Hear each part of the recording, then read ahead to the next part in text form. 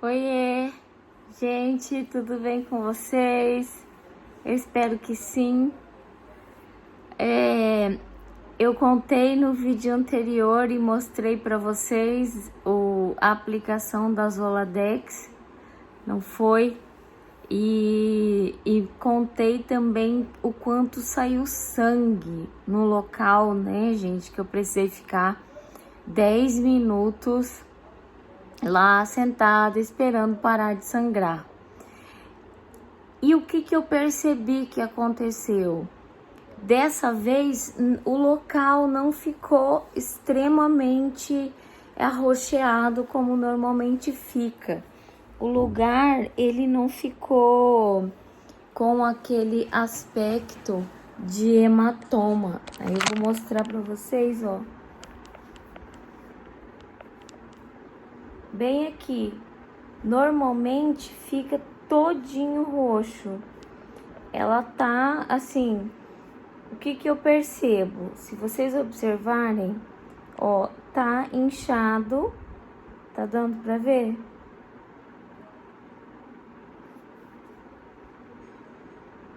Quando a gente aperta, todinho ao redor. Mas não ficou com aquele hematoma como tinha ficado da outra vez. Então, menos mal, né? E o que aconteceu que eu percebi de sintoma nessa vez? A dor de cabeça muito forte. Acho também que vocês vão perceber assim que eu tô bastante abatida, sabe? O meu olho tá fundo. Essa noite eu não consegui dormir. Acho que eu consegui pegar no sono, sabe? Já era 3 horas da manhã, mais ou menos. E acordei cedo e aquele sono bastante ruim.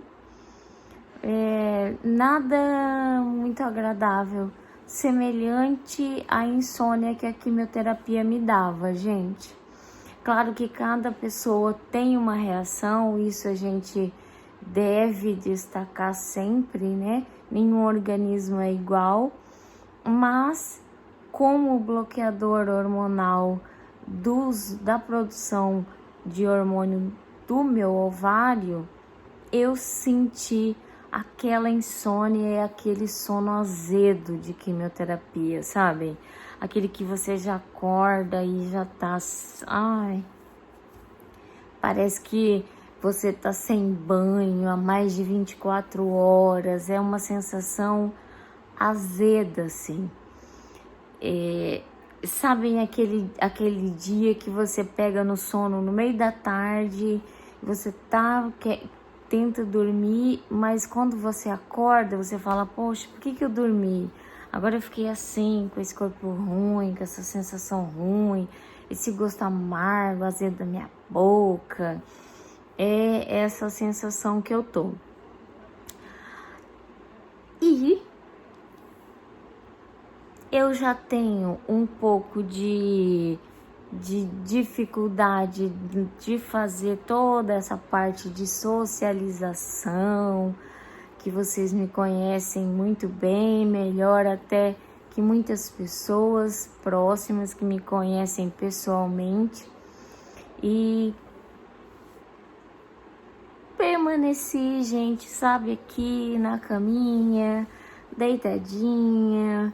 Tô aqui, não quero sair pra fora,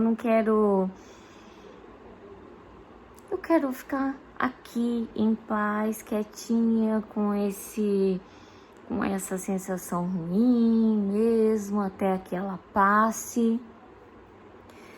A minha pressão não tá colaborando, gente, não tá colaborando nem um pouquinho.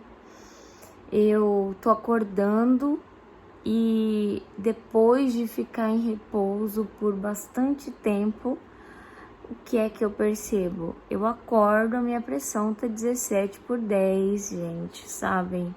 17/11.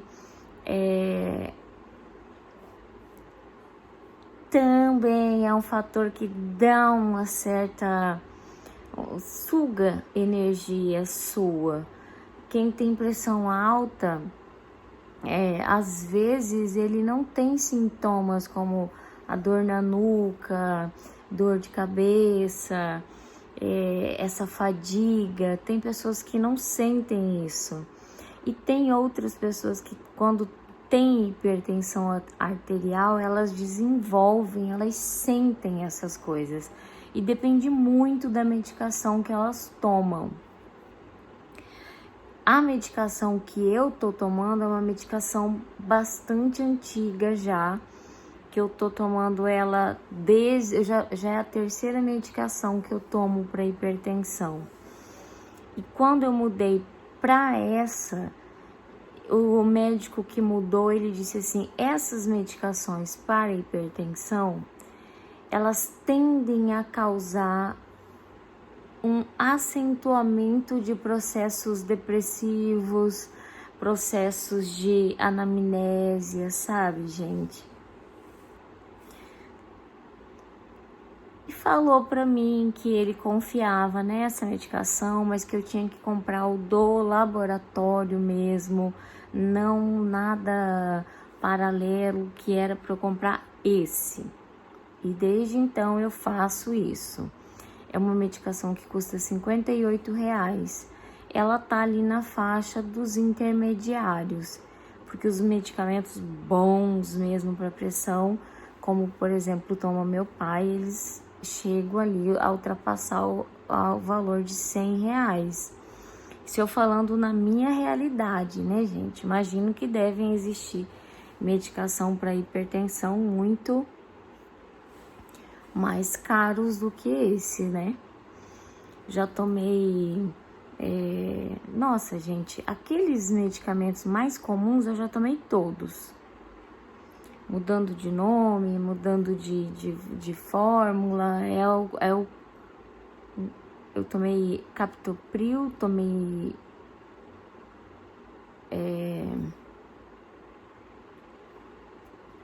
Os mais comuns foram 3. Esse é o 4º medicamento que eu tomo. E aí, talvez por essa pressão ficar, né? Essa noite eu senti tum, batendo aqui meu coração de novo, sabe? Eu escuto uma coisa impressionante. Então, talvez por essa razão eu tenha acordado bastante fadigada, mais o fator de ter tomado o Zoladex. Então eu estou num clima assim, azedo. Ter visto Barretos morto, como eu tô vendo assim, sem movimento, sem ninguém cruzando a rua, sem nada, nem o carro do ovo, sabem, gente? Torna as coisas mais cinzas.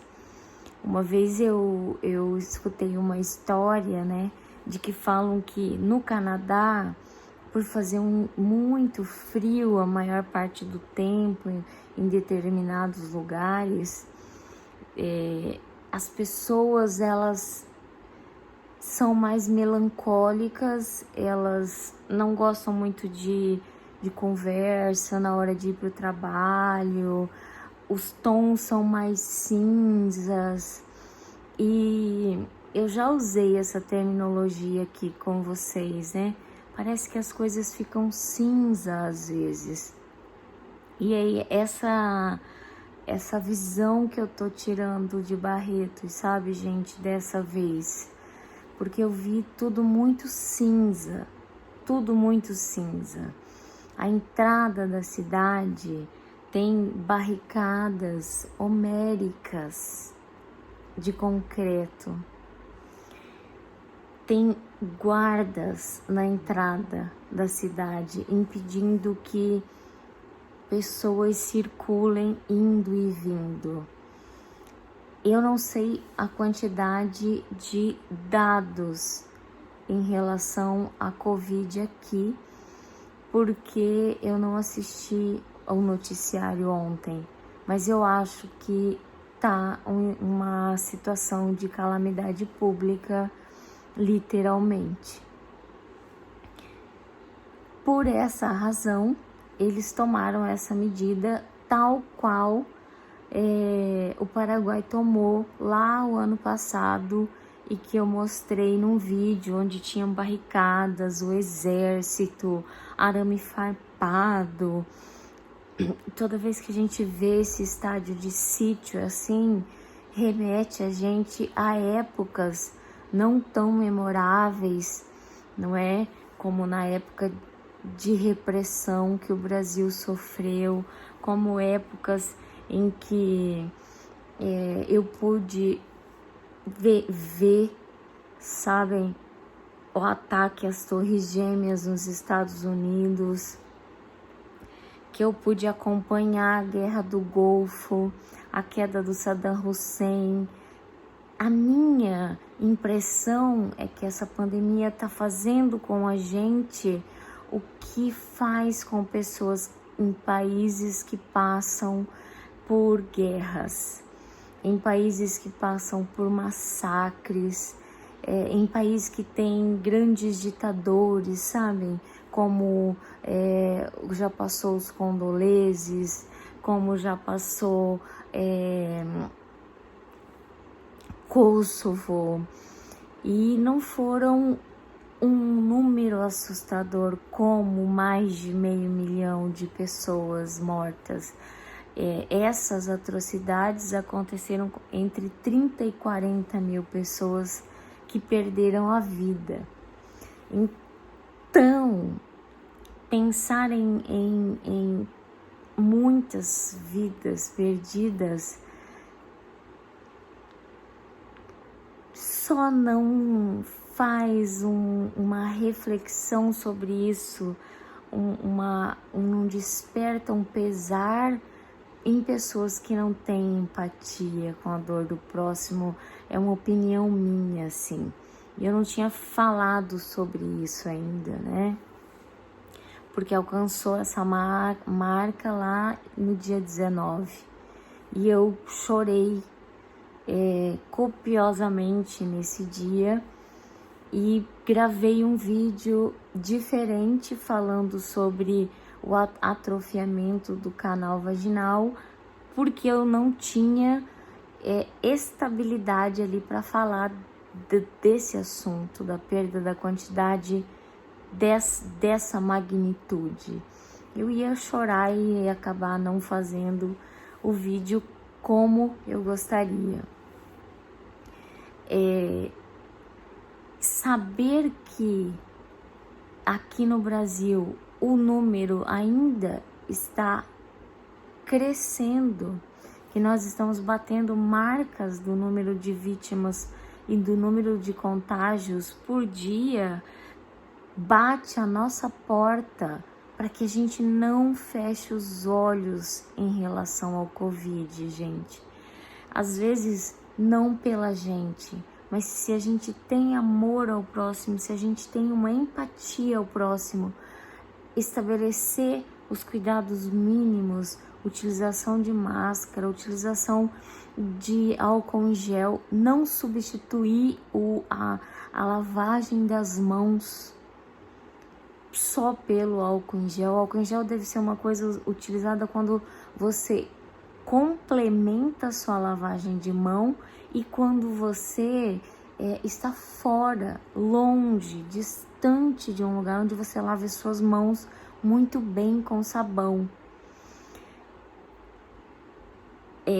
Ao longo desse percurso, ao longo dessa caminhada, e não estendendo muito o assunto sobre isso, eu pude perceber pessoas que substituíram o hábito de lavar as mãos pelo álcool em gel. Enquanto o álcool em gel deve ser utilizado só ele quando você não tem acesso a água e sabão. E quando você tem acesso a água e sabão, eles são excelentes aliados. Tanto que as máscaras são lavadas com água e sabão. Não é, gente? É só para relembrar, porque é incabível cair no corriqueiro. A gente tanto fala, né? As pessoas chegam quando você diz que é câncer de mama, elas te olham de uma maneira assim.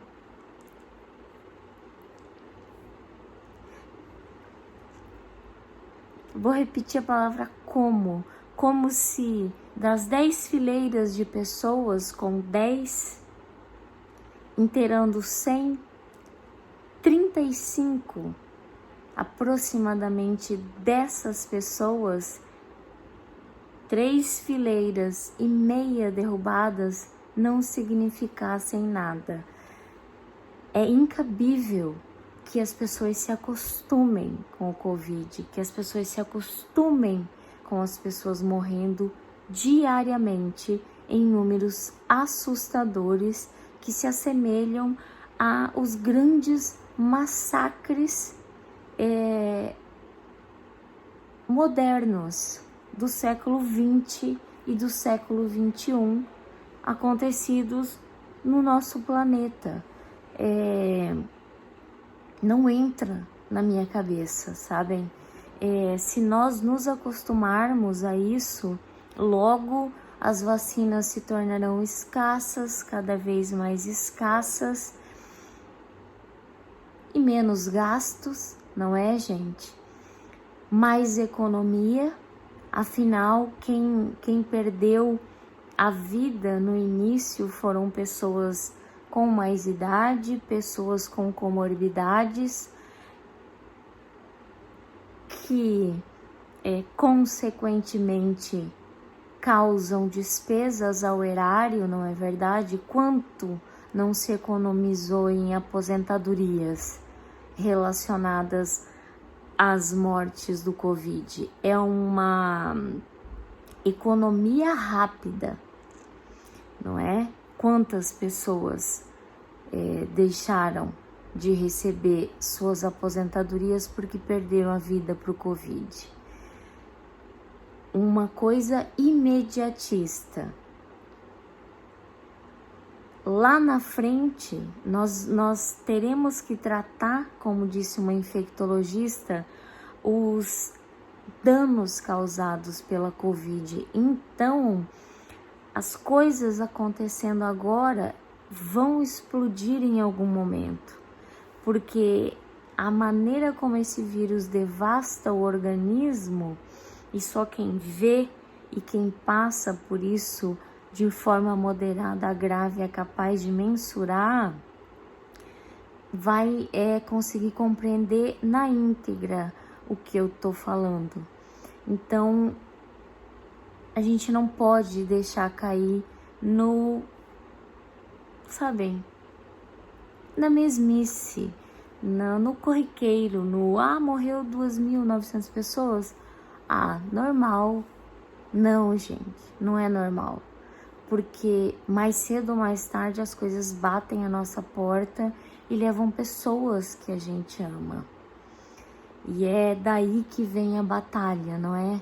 Melhor atendimento, melhor tratamento para câncer, melhor atendimento, melhor tratamento para pessoas com Covid. Essa bandeira vai ser de outra pessoa, mas uma bandeira sozinha não faz verão. Uma andorinha sozinha não faz verão. Imagine o que seria se cada andorinha decidisse migrar sozinha. Nesse momento, nós temos que nos unir ainda mais para a melhoria de coisas, a melhoria dos tratamentos em geral. Não é incomum eu conversar com pessoas que reclamam para mim do esquecimento das outras enfermidades, do esquecimento de pessoas com câncer, da quantidade de pessoas com câncer que deixaram de fazer tratamento depois do Covid, da quantidade de vidas perdidas. E isso só vai ser colocado em pratos limpos após alguns anos, nada agora.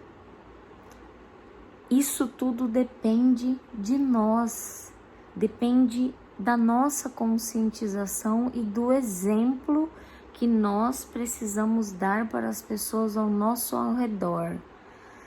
De nada adianta um discurso bonito se a gente circula em lugares sem máscara, se a gente usa a máscara de forma errada e se a gente não está preocupado com o nosso semelhante. Eu pensei erroneamente que essa pandemia tocaria o coração de mais pessoas, despertaria no ser humano muito mais condolências, muito mais condescendência, sabe, gente, para com a dor do próximo, sabem? E o que eu percebo até agora é que esse tocar no coração não foi o suficiente e não atingiu a maioria das pessoas, lamentavelmente. E se nós pegarmos para interpretarmos conforme a palavra de Deus, quando algo não consegue dar o recado suficientemente, desculpem utilizar esse termo, mas não consegue atingir exatamente o alvo para o qual era destinado, nos resta esperar algo ainda pior para que as pessoas possam se curvar diante de Deus, ajoelhar, pedir perdão, se compadecer com os outros, se compadecer com a perda das pessoas, se compadecer para com a morte das pessoas, a quantidade de órfãos sem pais, a quantidade de esposas sem a pessoa que mantinha a casa, a quantidade de pessoas em estados que tem lugares completamente pobres, que dependiam da aposentadoria de uma pessoa mais idosa. Hoje nós sabemos que o vírus tem matado muito mais pessoas jovens. E não é por acaso, não é, gente? Afinal, as pessoas mais idosas foram vacinadas. E quando não atinge um recado, ele não atinge os 100% de clareza da visão das pessoas, a tendência é que a gente envie um SEDEX, não é verdade? A gente envia uma carta, depois a gente envia um SEDEX e depois a gente vai pessoalmente. E se as pessoas verdadeiramente conhecessem a Bíblia, a palavra de Deus interpretada por elas compreenderiam o que é um recado, o que é alguém te mandar um recado, essa interpretação do recado. E eu espero, ainda tenho muita esperança que os seres humanos aprendam com os erros, que os seres humanos consigam aprender com tudo isso, mesmo que a realidade tenha me mostrado uma situação diferente. Como já diziam os antigos, não é? As pessoas que têm filhos com algum tipo de deficiência, não era incomum no passado esconderem e relegarem essas pessoas a ficarem no anonimato. Existe ainda isso? Existe. Pessoas que têm medo, têm vergonha do julgamento da sociedade por ter uma pessoa com deficiência na sua casa, não se tocando que a deficiência faz parte da mentalidade do coração dela mesma. E é esse o meu medo, das pessoas extremamente julgadoras, das pessoas extremamente primeiras em apontar os dedos e, sabem, as extremamente corretas, as politicamente corretas, as politicamente fervorosas, as que se consideram impenetráveis porque têm o escudo, não é, de religiões, de templos, de igrejas, de pastores, padres, diáconos e congregadores e cooperadores e todos esses ores, eres, dres, enfim, das pessoas que se acham superiores às demais e esquecem que Deus mandou o seu próprio Filho para morrer, derramar o sangue por nós, para perdoar os nossos pecados e para demonstrar a sua tremenda compaixão para com o seu próximo, o partilhar das coisas, a sua preocupação, a sua benevolência, a sua divindade, a sua luz, a sua magnitude. O exemplo que Jesus nos trouxe, gente, o exemplo que Cristo nos deixou é tão imenso que a humanidade já deveria ter aprendido.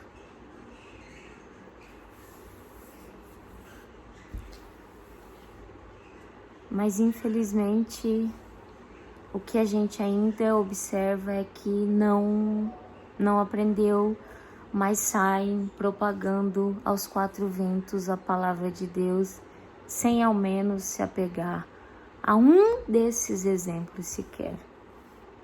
Eu aqui falando como uma reles mortal, pecadora, mas que tenho dentro do fundo do meu coração uma vontade imensa de melhorar como pessoa, gente.